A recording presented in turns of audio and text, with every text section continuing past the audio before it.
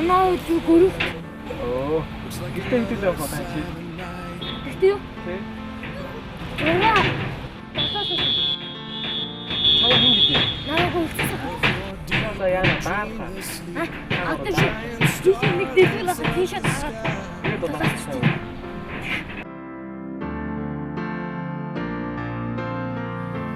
While you're lying in the dark, there shines an everlasting light.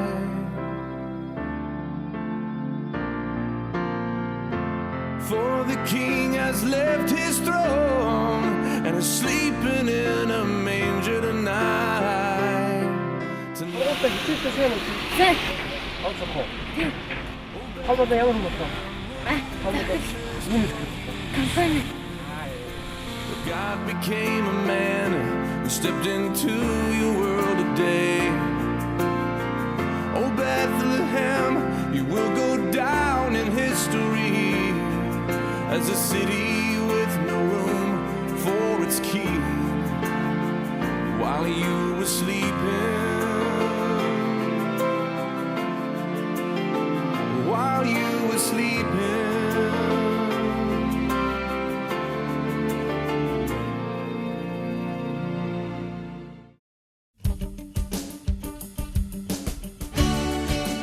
Гэрэлт амьд яриа.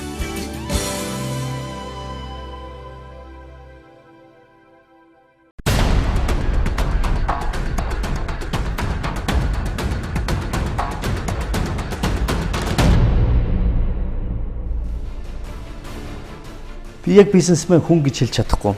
Бизнес яг л би бизнес эрхэлж байгаагүй. Ерөнхийдөө бол алдаж эндэж явж ижил ойлгох юм байна. Яг одоо сайн ч юм уу ч юм мэдэхгүй л дээ. Би ер нь усан доор хайгуу дургу. Би рокко дуртай мөгтэр биш. Ухамсартай учраас би ухамсартай учраас. Яг урамшуул нэг зөв байх юм бол ихтэн гэж байхгүй байх гэж бодож байгаа шүү дээ. Монгол ёс заншил болон мухар сүсэг хоёрын хооронд бүр алт дэлгэн зай байна. За яг муугаар хэлвэл феодал. Юу гэсэн? Өндөр настан тусалдаг гэлтэй. Үгсэн юм дэмжлээ. Тэгээ сайн уу муу юу гэх. Алин вэ хөө гэдэг. Мухар сүсэг гэдэг бол хүн мэддэггүй учраас айдаг. Хүний амьдралын жаргал, зовлон, ерөнхийдөө хүний амьдралын амжилт, уналт бүх зүйл хүний гэр бүлтэй холбоотой байдаг шүү дээ. Тийм шүү. Би бол санал нэг байна. Тэгээд эрэгтэй эмэгтэй хоёр хүн нийлээд нэг гэр бүл нэгэн бие зүйлийг бий болгож нэг гэр бүл болж нэгдэж байгаагаараа хоорондоо аягүй их адилхан байх ёстой юм шиг боловч сонирхолтой нь эрэгтэй эмэгтэй хоёр хүн хоорондоо маш ялгаатай тий. Тэгээд тэр ялгааны нууцыг олсон хүмүүс яг жинхэнэ амьдралынхаа аз жаргалын түлхүүрийг олчж байгаа юм шиг ялгаагаа ойлгоцсон тэрийг тэнд яаж хандах вэ гэдгийг мэддэг нь тий жинхэнэ аз жаргал. Тэгээд амьдралаар нөгөө ойлголцохгүй байна гэдэг маань бас яг юутай холбоотой юм. Хувь хүн надаас хамаарат байгаа юм. Би л энэ дэлхий дээр би л болохгүй байгаа юм ч юм уу тий. Тэр зүйлийг бас сухаж ярилцъя л да. Тий тэр талаас нь тийм ээ. Тэгэхээр бидний их эзэн Есүс Христ маань юу гэж хэлсэн байдаг вэ гэвэл миний та нарт харанхуйд хэлсэн зүйлийг гэрэлт гаргана яриа гэж хэлсэн байдаг. Тэгэхээр харанхуйд гэдэг тэрээр бид нарт хэлсэн гэдэг нь ямар ч удаа бидний зүрх сэтгэлд чинь хэлсэн. Хэрхэн бидний амьдралыг гэрэлтэй байлгах вэ гэдэг тухай бидний эзэн заасан байдаг шүү дээ тийм ээ. Тийм учраас өнөөдрийн гэрэл нэвтрүүлгийнхаа ээлж дугаард та бүхнийг урьж байна. Тэгээ маань студид маань зочин маань ирсэн байгаа л да. Тэгээ өнөөдөр бид нар үзэгчтэй та бүхэнтэй эрэгтэй эмэгтэй хоёр хүний ялгаа ойлголцлын тухай ярихаар тийм бэлдсэн байгаа. Тэгэхээр тэгээ таныг манай студид ирсэн маш их баярлалаа. Баярлалаа. Тэгээд эрэгтэй эмэгтэй хүмүүс ингээд ерөнхийдөө хүүхэд байхаас нь хүн болгон мэддэг л хоорондоо ялгаатай тийм. Том болоод гэрлэхээ хүртэл бид нар те за өөр хүмүүстэй мэддэгтэй яг тэр ялгаа яг чухам ямар ялгаа байна гэдэг дээр бас тийм мэдлэг жоохон дутуу ах шиг байгаа юм аа тий. Зүгээр нэг би физиологийн хувьд ч ялгаатай. Гэтэ бас зүгээр харагдаж байгаа байдлаараа л за нэрээ нүд өөр юм байна, хамар өөр юм байна ч юм уу тий. Хүс өөр юм байна гэдгээс биш тий. Яг мэдэх ёстой тэр ялгаануудаа бас олж харж чаддгүй юм болов уу? Тэгээд би бас зочноосоо бас асуумаар байл да. Таны хувьд гэрлээд хэдэн жил болж байгаа лээ? За би 24 жил болж байна. За 24 жилийн өмнө гэрлэж байхад танд яг ойлголцлын тал дээр ямар асуудал гарч ив? Тэрийг яаж даван туулсан бэ? За үнэхээр энэ бол миний хувьд маш том асуудал байсан. Яг тэгвэл эхнэр тэр дэндүү ялгаатай байсан. Бас За. Нөгөө л жам ясараа та Өөрөөр дэндүү ялгаатай хүнтэй л гэрэлсэн байна. гэрлэхээс өмнө бол тэр ялгаа надад үнэхээр сайхан байсан тий. Тэгэхээр гоё байсан. Ямар гоё юм бэ гэж. өссөн штэ мөрөөдөө штэ тий. Гэрлээд нэг жил орчмын дараагаас эхлээд тэр надад үнэхээр хэцүү болж гисэн. Тийм учраас ялгааны талаар ойлголцох тал дээр бас хэлэх үг надад байгаа. Тэгэхээр их сонирхолтой байдлаас харагдаад байгаа байхгүй юу? Бид нар ингээд яг татагддаг тэр хүнд татагддаг тэр чанарууд байдал. шүү дээ. Намайг татсан тэр чанар маань эргээд хэсэг хугацааны дараа юу болдог вэ гэвэл наваа тэр хүнээс залхаад болио одоо тий гих. Тэгэхээр олон гэр бүлүүд магадгүй өөрсдөө хараад нэг гайхдаг багтаа. Төсөөлж ийсэн шин шал өөр амьдрал яваад байдаг. Тэгээд энэ бит хоёр үнэхээр бүтэхгүй нэ. Одоо ямар сандал нөгөө монголчуудын нэг юм үг гэдэг штэ нөгөө алаагүй байхад Үнэг сайхан. Аваагүй байхад тий. Ихнэр сайхан. Ингээд жоохон өөрчилж авгаа гэхэлэр муухай. Тийм байна. Тэгэхээр ер нь бол амжилттай гэр бүл. За амжилттай гэр бүл гэхээс илүүгээр те илүү олон жил хамт амьдарсан тийм сайхан гэр бүлүүд шүү дээ. Энэ гэр бүлүүдийн тэр олон жил хамт амьдарч чадсан нууц нь би нэг ялгаатай байдлыг нэг бол тисээд өнгөрөөсөн те. Нэг бол үнэхээр үнэлж ямар гоё юм бэ гэж өөрийгөө одоо итгүүлж өнгөрөөсөн ч юм уу. Тэр ойлголцол одоо ялгаатай байдлаа ойлголцсон дээр л тэр гэр бүлийн аз жаргалын түлхүүр яваад байна. Эсвэл мэрэгэн ухаанаар бас даван туулсан байгаа байхгүй. Хүний түрүү нөгөө зочин маань хэлсэн шүү дээ. Заавал ялгаатай чанар маань хүндтэй сүрэг гэж харагдахаас илүү бидний эргээр нь бас харах боломжтой гэдэг. Яг ингээд олон жил хэрвээ үнэхээр амьдраад тийм эрт зүг хүмүүсийг харах юм бол гэтээ яг өнөөдөр энэ бид гурав ингээд ялцаа сууж яхад бас үзэж байгаа үзэгч дунд маань бас ялгаатай байдлаа даван туулж чадахгүй үнэхээр энэ ихнэр маань надаас үнэхээр өөр юм байна. Тийм учраас дахиж битээр цаашдаа амьдрахад хэцүү. Тэгээ энэ зүйлийг ерөөсөө шийдэх цорын ганц шийдэл нь бол салалт юм аа гэдэг юм аа. Олон хүмүүс байж болно. Би байгаа гэдгийг бас энэ мэдчихээн. Тэгэхээр яг тийм төвшөнд ер нь болтгоо ер нь ямар тохирохгүй хос байна гэж хоорондоо ярьдаг штэ. За энэ битээ ерөөсөө тохирохгүй юм байна.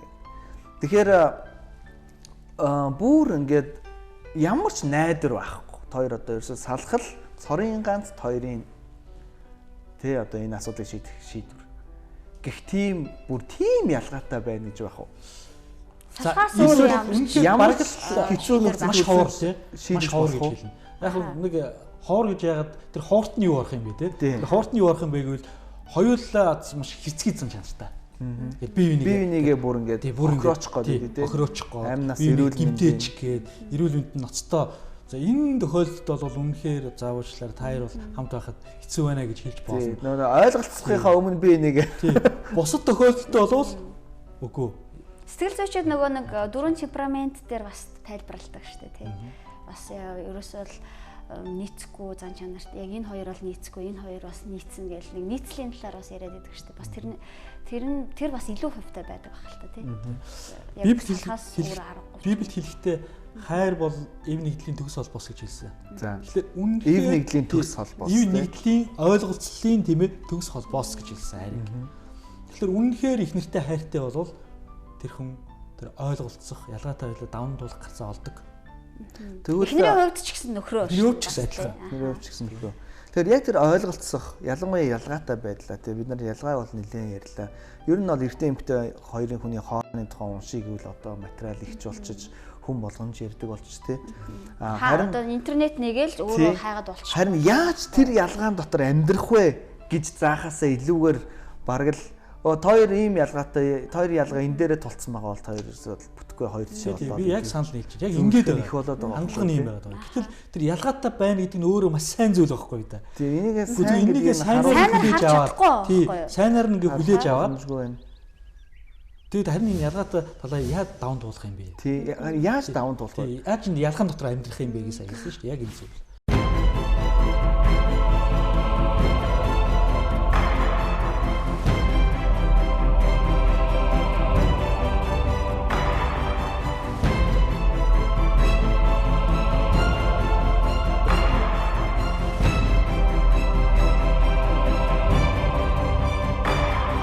Сайн байцгаана уу эрхэм үзэгчдээ.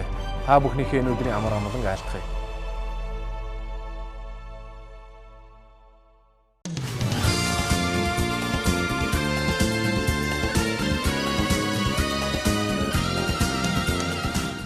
За би болвол хоёр янзаар ерөнхийдөө эхнэрээсээ ялгарч байгаа ялгаатай байд. Эхнэрийнхээ надаас ялгарч байгаа ялгаатай талыг нь зөвшөөрч байна. Нэгдүгээрт нь болохоор за энэ маань одоо ийм л хүү юм да одоо ингээл гүрийгээ дуусъя гэдэг. Энэ бол нэлээд нэг тийм пассив маягийн жоохон гутранг.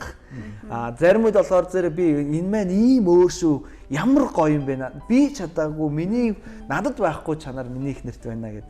Зарим ялгаатай чанарыг нь бол би их гоё дөвийл гэж гоё гайх болч тий. Өөртөө надад бол сайхан санагдаж байна. Зарим ялгаатай тал нь бол би зүгээр огт байхгүй юм шиг хичээж өнгөрдөг. Нуугаад цааш ялгаатай.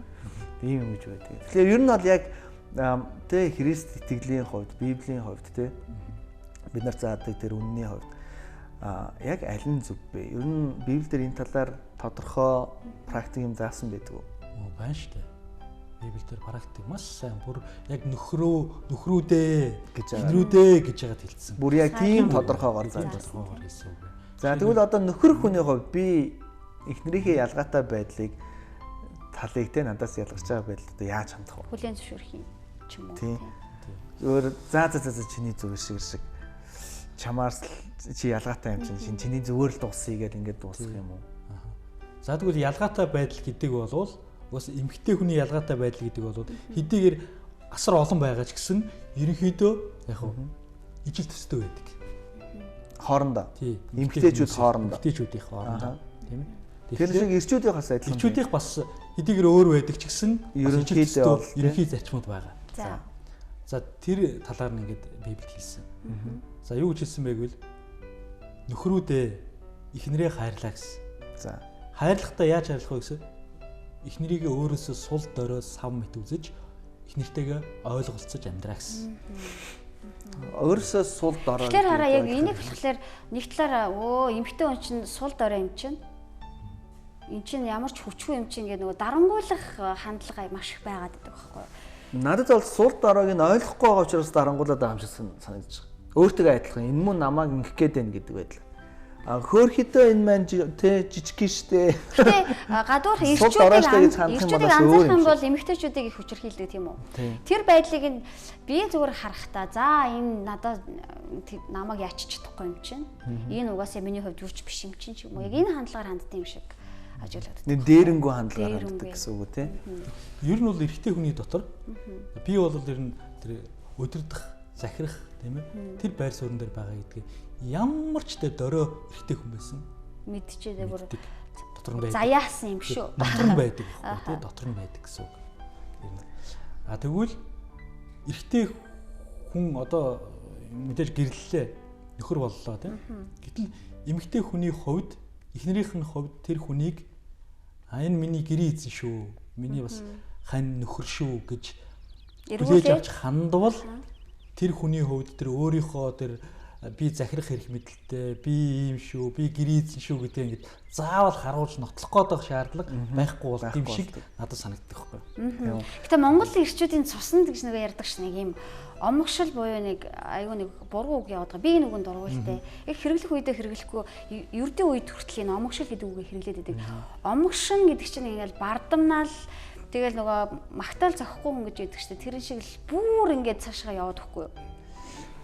Гэтэ омгшил гэдэг үг нь яг нөгөө нийгмийн тодорхой үйл явц төвөрцсөн байж магадгүй. Уул нь өөрөө их гоё үг шүү дээ. Тий, уул нь бол ингээд өөрийгөө хинбэ гэдгийг мэддэг. Тэрэн дээрээ ингээд үн цэн дээрээ бардам амьдарч үн цэнээрээ бахархах байдлыг чинь л омгшил гэж хэлээд. Тэр үн цэн байхгүй хүмүүс омгшлохоор зэрэг тэгээд хожигнуулаад. Тэр бол нэг хөөрөө байдал. Хөөрөө нэг хүнээс сонсон юмдаа хөөрөөд идэг тий. Тэгээд нөгөө гол сэдв рүү ирээд оръё. Яг нөхөр хүн ихнэрээ хайрлах хэрэгтэй гэдэг ингэсэн байгаа байхгүй. Тэгэхээр нэг юм одоо хайргүй жоо суудсан хэмжтэй хайшаа. Яг л суусан дараа нэг хайр хүрхээ болчих үе гардаг штэ. Нэг хайр хүрээд баймааргүй.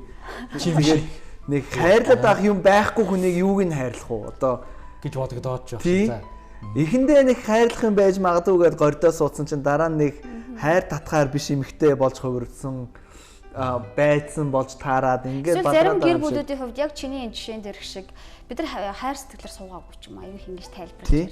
Тэгэхээр яг тэр хайрлаж амьдраа гэд ингэсэн ба тэр чи яг юу юм бэ? Одоо шинэ өнөөдрийн Холливуудын кинонууд бол биднэрт юу гэж заагаад байвал тэрсэн нүд салхаа болол ял хаач явсан хараал ял хамаг бие сэтгэл тэр чигээрээ яваад байгаа л да хайр л гэж ойлгоод байгаа шүү дээ. За Библиэд итгэдэг усаа жоохон ондоор хараад байгаа бас хайрыг тий. Хайр бол мэдээж хамгийн түрүүнд хариуцлага байна. Хариуцлага байна. Тэгээ тэр хүнийг тасралтгүйгээр тий үргэлж хүндэлж үзэж тийм ээ. Тэр хүнийг өөрөөсөө өмнөө тавьж явах нь бол бас хайр эхэлж. Нөгөө хүн хүндлэхээргүй хүн байвал яах вэ? Эсвэл нөгөө хүн өөрөөс нь өмнө тавигдахын эцэсгүй боловсрал муутай.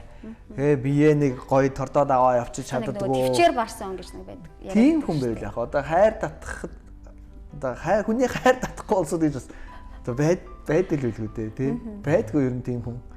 За наа чи одоо нөгөө төлийг бас харж болно шүү дээ. Нөгөө төөл нь бол за юу хөө хайрлахаас өөр аргагүй бас тийм хүн байдаг тийм. Тийм хайрлахаас өөр аргагүй тийм. Харахтал гооцгсэлтэй юм уу тийм. Аачсан сайтай тийм. Тэрийг тийм хүнийг бол хайрлж ядах юм байхгүй. Тий ядах юм байх. Тийм. Гэхдээ яг үнэн чанартай энэ хоёр төөл чинь эхнэрийн ч хувьд яг хоёулаа байдаг. Эхнэрийн ч хувьд энэ хоёр төөл хоёулаа байна. Яагаад ингэж хэлж ийм вөхтөр зарим үед үнэхээр хайрламааргүй үнэхээр тийм эмэгтэй юм шиг санагддаг эхнэр хүн. Тийм үү? Тийм эмэгтэй хүн тийм. Эмэгтэй. Би эхнэрийнхээ тухайд ярьж штэ. Тийм. Миний эхнэр тийг санагддаг. Зарим үед үнэхээр хайрлахад хэцүү тийм. Яаж ч би одоо ингэж хайрлсан юм бэ? Яагаад би суусан юм бэ? Юуг нь хайрлж боддог тийм. Тэр нэг үг ярьж байгаа штэ. Гэхдээ ихэнх үед нь тийм. Тэгэхээр би энэ өмнөх суусныхаа дараах үеийг ярьж байгаа штэ. Тийм. Одоо бол өөр. За тэгвэл бас ингэж бодох уу гэдэг. Надаас энэ зүйл нь хамаагүй илүү юм аа. Хайр татсан зүйл нартай. Тэгээд нэг тэр зүйлээрээ илүү миний огт хийж чадахгүй юм хүртэл тэр хүн хийгээд байгааг нь харахаараа би ингэ бахархдаг. Тэг ямар гоё юм бэ те. Ер нь би чи их зөв сонголт хийсэн юм шүү гэж боддог. Би чи аваа ер юм шүү гэд те. За ийм үйл явц бол нөхөр болгонд л байдаг. Тий. Өшөө нэг яг нөхрийн хувьд бол эхнэрээ тий гэргийгээ тэр ялгаатай эмгтэй хүнийх нь хувьд ялгаатай байгаа гэдэг тий.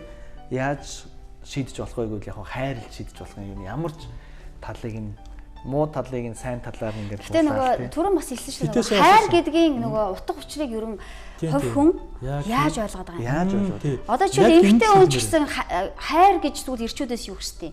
Ирчүүд эмэгтэй хүнээс хайр гэж юу хүсдэг. Энэ чи нөгөө ялгаан дээрээ л нөгөө түрүүний таны хэлдэг ялгаа нь л шүү дээ. За жишээлбэл олон мэдээлэл үйлдвэрүүд байж болно л доо. Үйлдвэр бол олон байж болно. Надад бол ингэж бодогдъё. Миний хувьд за би эрэгтэй хүн, надад эмэгтэй хүн яаж энэ хайраа харуулах вэ? Ямар үед нь би хайр мэдрэх вэ гэвэл тэ надад хайртай хүн аюу хүндэлдэг намайг. Тэ за тэгээд халамжилдаг. Тэ? Энийг ингээ харахаар зэрэг тэгээ нэг хүн гэж тоогоод байгааг нь харахаар тэгээ наа мундаг юм аа гэж бодоод байгааг нь харахаар тэ надад ингээ тэр хүн намайг хайрлаад байна гэсэн сэтгэл. Тэгвэл миний хувьд болохоор эрэгтэй хүн буюу миний нөхөр намайг нэг за ажлаас орж ирлээ штэ. Тэнгүүр тоогоод тэ ирээд нэг үнсээсээ. Тэгээд за нялон хүн байх нэ. Тэгээд одоо эмэгтэйчүүд уул нэг бага өсдөг байхгүй. Одоо ч хоол хийгээд цаашаа хараа сууж хаад гинт ирээд нэг ганц тэрвэрчээсэ. Гэж хүсдэг. Тэрнээс биш бүр миний төлөөтэй ингээ нөгөө мангасыг дарсан баатар шиг амар том юм хийчихээсэ ч юм уу. Тэрнээсээ илүү тийм жижиг тийм деталь зүйлүүдийг аяг хүсэж идэг. Миний хувьд ч тийм. Тэгэхээр би бас аягүй олон эмэгтэйчүүдээ сонсч байсан. Ийм бас нэг хайр халамжийг айгүй өмнөө тавьдаг. Гэтэ тийм илүү ихтэй надад сая төгрөг аваад ирээсэ 2 сая төгрөг аваад ирээсэ ч юм уу те ингээд ингэхээсээ илүү нэг жоохон надад намайг нэг хүн гэж тоогоод те хандчаасай. Миний энэ үгийг жоохон дэмжижээсэ намайг сонсчоосоо нэг ийм жоохон л өсдөг байхгүй.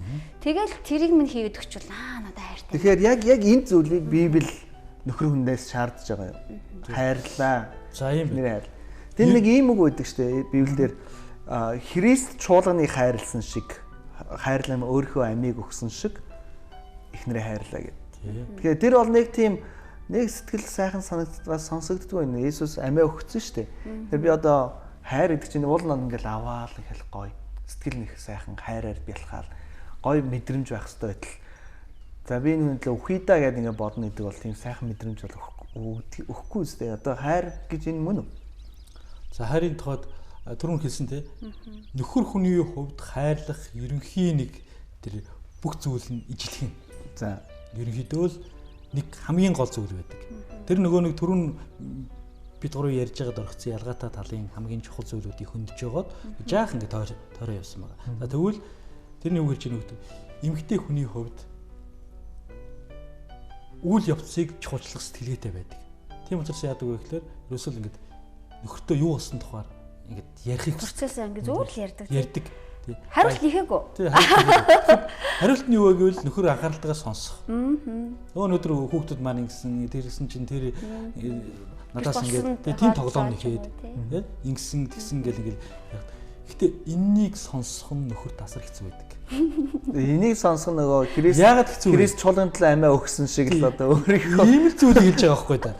Өөрийгөө зориулж байгаа юм. Яг хэцүү байгаа юм бэ гэвэл эрэгтэй хүн үр дүн чухалчлах сэтгэлгээтэй байдаг угаасаа. Тэгэд үгүй ихэнх тохиолдолд одоо нөхрүүд ингэж хэлдэг. Үгүй байж чи ямар ол юм ярьд юм бэ? Чи хамгийн гол нь яасан тэрнийг л хэлчих гэж. Нэгээр нь шийдье. Эсвэл зүгээр ярьж байгаа зүйлд нөгөө шийдчих гээд идэг тий. Гол зүйлийг хэлчих.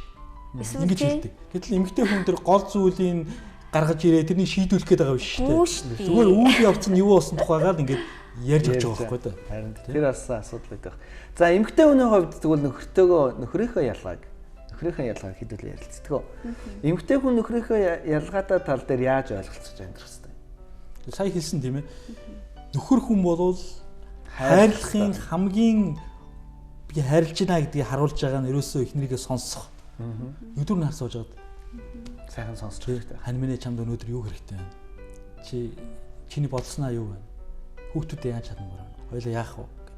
Ингээд би чамайг сонсомоор байна гэх юм бол эмэгтэйг тэр үед нөхөр манад ямар хайртай юм бэ гэж боддог. За, эрэгтэй хүн. За тэгвэл эрэгтэй хүний үед ямар юм бэ? Бас л нэг юм зүйл байгаа шүү дээ. Тэгээд хоёрын ярианаас би бас яг нэг зүйл гаргаж ирээ л да. Өмнө ч гэсэн маш их сонсч байсан тэр юу вэ гэхлээр ирчүүд зүгээр өгөх ёстой хүндлэлийн өгчих юм бол тэгэл болоо юм. Сэтгэл хангалуун мэддэг тийм шүү дээ. Тийм шүү дээ. Ер нь их тохиолдолд тийм. Тэгтээ нөгөө цөөн тохиолдолд эсрэгээр өөрөөр байж болно.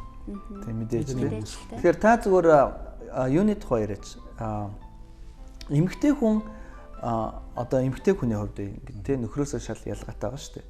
Тэгэхээр эмэгтэй хүний бас нөхрийнхөө ялгаатай талтай харьцаж тийм яаж ойлголцож амьдрах вэ? Библиэлд жишээ нь та түрүүн ярьсан хүндлээ гэдэг тийм нөхөртөө захирагдан хүндлээ. Энэ чинь одоо үг хэлсэн болгоныг биелүүлээл гүгээд ахыг хэлээд байгаа юм шүү дээ. Тэ минь мундаг шүү. Та юу хэлэн тэрийг би хийнэ гэл ингээл гүөх юм. Цэрэг дарах шиг юм. Тийм. Тэгээд нэг эмгтэй энэ нэг хүчирхийл тал руугаас орчих гээд байгаа шүү сонсдод байна тий. Чи надад захирагдах хэвээр. Хүчээр захирагдаад тий. Чин сэтгэлээсээ хийхгүй юм байна гэдэг чинь л чин захираад л буюу хүчирхийлт орно юм. Тэгээ энэ миний хувийн бодол ингэдэг.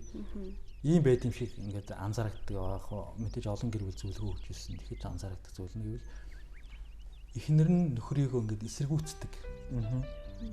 Одоо их мэдлийг нь тэг хүлээн зөвшөөрдөг. За энэ юу чаддсан бэ? Юу чаддсан? Хүндэлж хүлээн зөвшөөрдөггүй. Харин нөхөртөө зааж чи тэх ёстой гэж хэлдэг. Энэ үед ихтэй хүний дотор нэг тийм захирах хүсэл бий болдог. Улам тэгээд дуу захирах хүсэл тий. Тэгээд иргэний дай хэлдэг. За ийм л зүйл ихэнх тохиолдолд ажиглав. Гэр бүлийн дай. Гэр бүлийн дай эхлэн тий. Тэгэхээр иргэний дай гэдэг бол хамгийн их хохиролтой дай шүү дээ. Тий, хинч яг л би энийг хамгийн сайн мэддэг хүмүүс дайддаг. Хамгийн сул тал руу дайрна тий. Би энийхээ хамгийн гэр бүлд байгаа энэ дайн үүсэх юм бол хамгийн их хохиролтой. Хин хохирох вэ? Эхний нөхөр хоёлоо хохирно. Тэгээ мэдээж өөр хүн хохирно. Тэгээ таны бодлоор тэгвэл эмэгтэй хүн төрүүлж бууж өгөх ёстой юм уу? Эрэгтэй хүн бууж өгөх ёстой юм уу? Тийм ээ. Яг эндээ чинь Библич хэлсэн, би ч хэлж ятгамаар байгаа байхгүй. Тэр нь юу гэж хэлж байгаа вэ гэхээр эмэгтэйчүүд нөхрийгөө хүндэлж байгаагаа үнэхээр бүр хандлагаараа ингэ мэддэг юм бол эртээ хүн захирах хүслээ орхичдаг. Тэртээ тэрнгүү өөрийг нь хүндлээд тэртээ тэрнгүү өөртөө захирагдаад байгаа хүнийг заавал чи эзэлж авах гэдэг хэрэггүй байгаа юм байна. Ямар шалтгаан байхгүй болчихж байгаа. Захирагдахгүй байгаа хүнийг болохоор эзэлж авах гэдэг яриад юм байна. Нэг тийм захирах хүсэл эрхтэй хүний дотор байдаг. Тэрний хүндлээд хахад ойлгохгүй үед яах вэ? Хүндлээд хахад ойлгохгүй үед. За энэ яг уу мэдээж нөхрийг ингээ хүндлэнгүүс жоохон цаг хугацаа хэрэгтэй байж болно. Хүндлээд эхлэнгүүт нь би одоо хүндэлж явах чинь яагаад надад ингэ санахгүй байна гэд заасан болио бүтэхгүй мэрийгээ болчих болохгүй шүү. Энэ чинь цаг хугацаа хэрэгтэй гэсэн. Нөгөө тэгүр бас нөхрөө хүндэлж байгаа юм гэхдээ өөрөө аз жаргалтай байдаг байх л та тий. Аз жаргалтай байх төлхүүрэн тэндээ байгаа учраас Библийн дэмжээс нөхрөө сайн хүндлээрээ. Тий. Библийн 1-р Петрийн 3-р бүлгийн 4-р ишлэлээр ингэж нэг юм хэлсэн нэг юм үг байгаа. За. Тий. Ингэж хэлж байгаа. Зүрх сэтгэл чинь нуугдсан хүнийг те эмэгтэй хүн танд хэлж байгаа шүү дээ. Хинэр танд хэлж байгаа.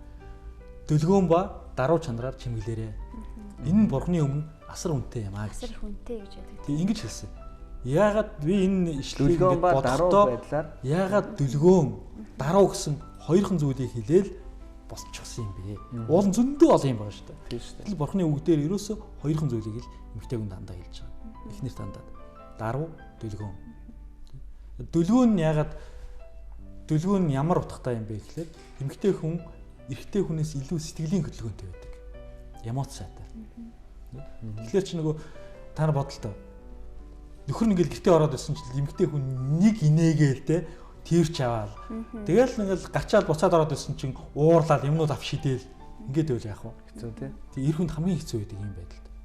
Яг тэгвэл гэр орон гэдэг бол эрэгтэй хүний үед амарч те тайвшраад хүч сэлбэд явдаг газар нь байдаг. Гэтэл эмэгтэй хүний үед бол гэр орон гэдэг нь яг биеийнх нь нэг хэсэгтэй адил байдаг. За тэгэхээр ер нь өнөөдөр бол сэдв бол ер нь жоохон эрчүүд тал руугаа эрчүүдийг өмөрсөн тал руугаа юм. эрэгтэй ч ирсэн учраас тэгсэн байх гэж бодож байна. Тэгэхээр ямар ч хэлсэн бол болохоос байхгүй. Тэг. Гэхдээ эмэгтэй талаас нь илүү ярьж өгч болж байна. Тэг. Одоо цаг дуусчлаа л дээ тий. За юу ч гэсэн надад бол их сонирхолтой ярилцлага боллоо тий. Бидний бол ярилцах сэдвийн хүрээ бол маш их. Маш их. Тэгээд энэ хэдэн минутанд дамжуулна гэдэг бол ур чадрын асуудал л. Яг би зүгээр саний ярианаас ингэж л дүгнжин л даа. Миний хувийн дүгнэл. Юу гэвэл ер нь бол эрэгтэй эмэгтэй хүмүүсийн хоорондын ялгааг бол адилхан болгосноор бол шийдэхгүй маа. Тий. Харин би нэхэ тэр ялгаатай байдлыг нь 2 ондоо бүр ялгаатай замаар би энтэйгээ хүлээн авч зөвшөөрч амьд чинь. Эрэгтэй хүний хувьд бол зүгээр яасан ч гэсэн өөрийгөө тэр эмэгтэй зориулаа хайрлах хэрэгтэй байх тий. Өөр ямар зам байхгүй. Тий. Эмэгтэй хүний хувьд бол эхнэрээ нөхрөө тий. Эмэгтэй хүний хувьд бол нөхрөө өсөж байгаа хүндлээд тий. Ерөнхийдөө та чи захирч байгаа шүү дээ гэдгийг нь ойлгуулчлаар эрэгтэй хүн өнөө эзэлж авах гэж дайраад байхгүй. Ингээд инх тавины найрамдлын байдалтай гэр бүл амьдрах эрэгтэй хүний үед байх нь тий.